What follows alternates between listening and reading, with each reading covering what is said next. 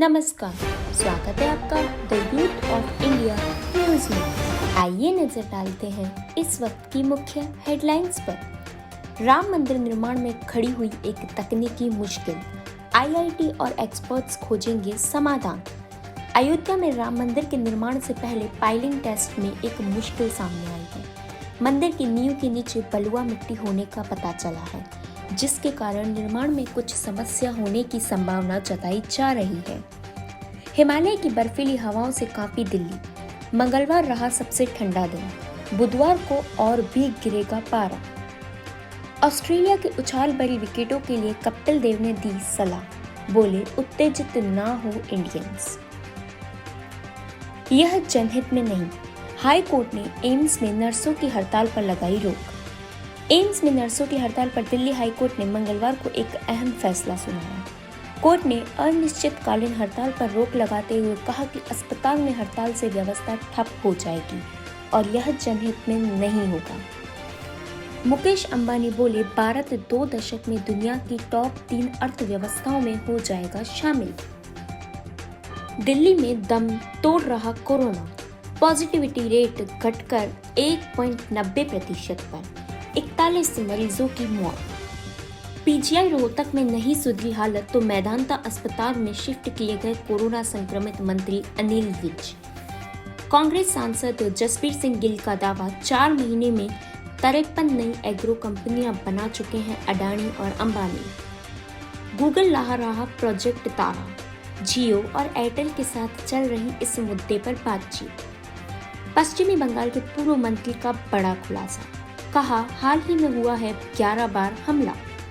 पश्चिमी बंगाल में ममता बनर्जी की सत्ताधारी पार्टी तृणमूल कांग्रेस और बीजेपी में तकरार बढ़ती जा रही है। दोनों ही पार्टियों के बीच आरोप प्रत्यारोप का खेल लगातार जारी है। उधर तृणमूल से पिछले महीने अलग हुए पूर्व परिवहन मंत्री सुवेंदु अधिकारी ने बड़ा खुलासा किया है। उन्होंने कहा कि उन पर हाल ही में 11 बार हमला हुआ था, लेकिन लोगों की दुआएं हमेशा उनके साथ रही। विधानसभा का सत्र स्थगित, सरकार ने घटाई कोरोना जांच की कीमत। महाराष्ट्र सरकार ने मंगलवार को आरटी-पीसीआर परीक्षण दर में 280 रुपए की कमी करके राज्य की जनता को बड़ी राहत दी है। बता दें कि राज्य में आरटी-पीसीआर जांच की कीमत पहले 980 रुपए थी, जो कि अब घटकर 700 रुपए हो गई है। राजस्थान के स्वास्थ्य मंत्री बोले, सभी जिलों के आयुर्वेद अस्पतालों में खुलेंगे कोविड केयर सेंटर। राजस्थान के स्वास्थ्य मंत्री रघु शर्मा ने सभी जिलों के आयुर्वेद अस्पतालों में कोविड केयर सेंटर खोलने की बात कही है। उन्होंने कहा है कि इन केंद्रों में विशेषज्ञ उन मरीजों की देखभाल की जाएगी जो होम्योपैथिक, आयुर्वेदिक और यूनानी दवा पद्धति से ठीक होंगे। टीकाकरण के बाद दिख सकते हैं प्रतिकूल प्रभाव, तैयारी करें सभी राज्य।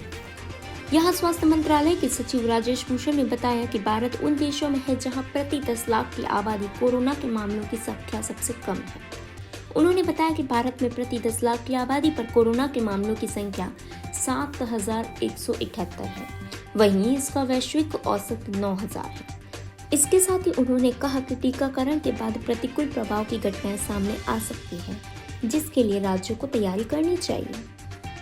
पूर्व राष्ट्रपति प्रणब मुखर्जी की जनवरी में प्रकाशित होने वाली किताब द प्रेसिडेंशियल ईयर्स पर बेटे अभिजीत मुखर्जी और बेटी शर्मिष्ठा मुखर्जी आमने सामने आ गए हैं।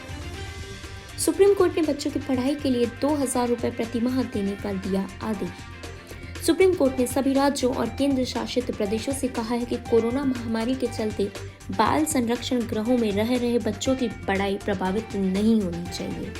कोर्ट ने राज्यों को बच्चों की पढ़ाई के लिए किताबें, स्टेशनरी और सभी जरूरी संसाधन मुहैया करवाने का आदेश दिया है। इसी तरह की लेटेस्ट खबरों के लिए जुड़े रहिए the youth of India news के साथ। धन्यवाद।